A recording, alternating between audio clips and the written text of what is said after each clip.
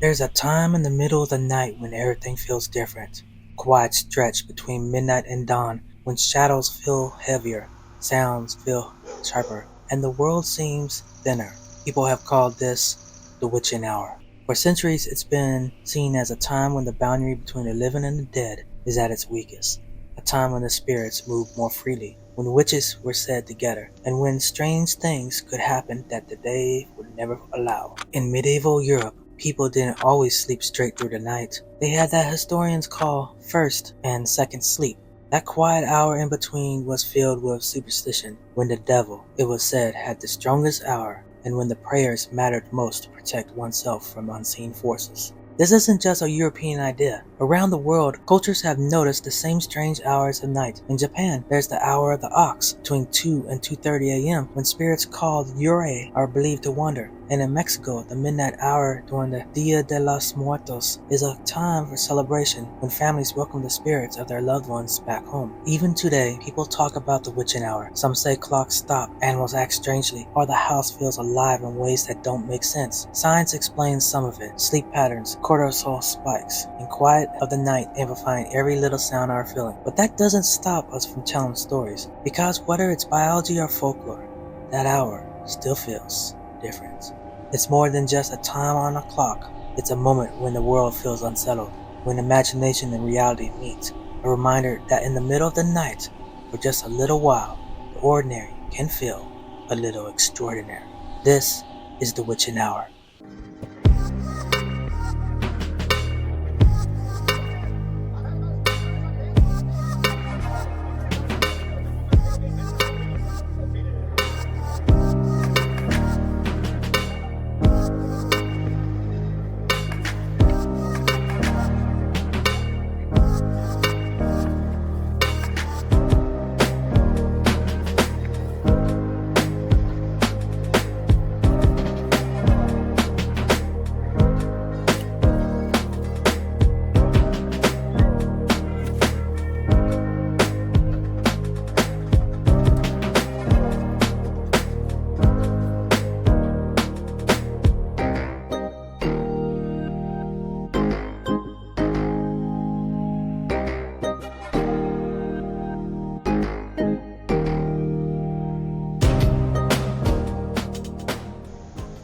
The night deepens and the clock edges towards 3 a.m., the hour long whispered about the devil's hour.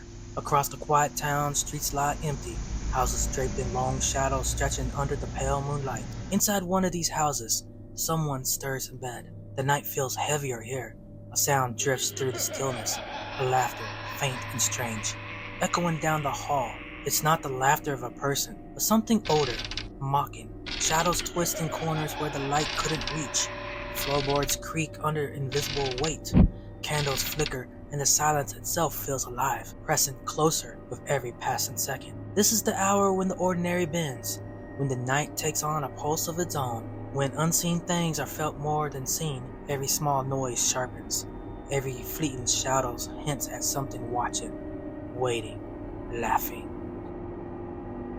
By 3:15, the night feels heavier, almost alive. The house seems to breathe, every floorboard groaning under unseen weight. Shadows gather in the corners, stretching farther than they should, slipping along the walls as if following some secret rhythm. The laughter returns, louder now, echoing down empty hallways. It circles, teases, but never reveals its source. Objects move in quiet, impossible ways. A chair tips slightly, a candle flickers, a door sighs as if touched by a ghostly hand. Time stretches, suspended in the dark. Even the moonlight seems to thrum with the pulse of the night. Every sound is sharper, every movement deliberate, and every shadow hints at something watching, waiting, just out of reach. By 3:30, the house no longer feels empty. Shadows have grown bolder, stretching into shapes that almost seem human. The laughter is closer now, winding through the rooms, echoing from places the eyes cannot reach. The air is colder, heavier, pressing against the skin. Candles flicker violently, throwing the shadows into strange, writhing forms. Floorboards groan with every step the house seems to take, though no one moves. And then it is felt. A presence lingers at the edge of perception. neither fully seen nor entirely imagined. Every instinct warns of it, every sound confirms it. The devil's hour does not announce itself lightly. It waits, it tests, it whispers. In these moments, the house, the night, and even the silence itself becomes part of something far older, far darker than the world of the living.